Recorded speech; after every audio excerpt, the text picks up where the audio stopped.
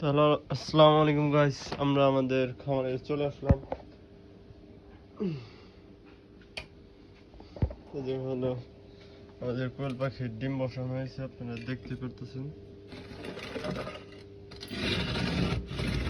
ঠিক আছে, এদের কোয়েল পাখির ডিম, এদের কোয়েল পাখির খাদ্য। এই খাদ্যটা খাওয়া আপনারা দেখেন, নারিশের অরিজিনাল। এটা এই যে এই বস্তা আর কি খাওয়ানো হয়। কে দেখতেছেন, কোয়েল পাখিকে খাবার দেওয়া হয়েছে, দেখতেই পারতেছেন। ছোটখাটো একটা সেট আপ করছি আমরা আর কি। তো আপনাদের কারো এই সেট আপ ভালো লাগলে আপনারা করতে পারেন। আর এই জায়গায় আমরা ডিম রাখার জন্য ব্যবস্থা করেছি। এই জায়গায় পর্যাপ্ত পরিমাণে তাপের জন্য 100 ওয়াটের একটা লাইট দিয়েছি। তো আপনারা ছোটখাটো চাইলে একটা কোয়েল পাখির ছোট্ট খামার করতে পারেন ইচ্ছা করলেই। ঠিক আছে।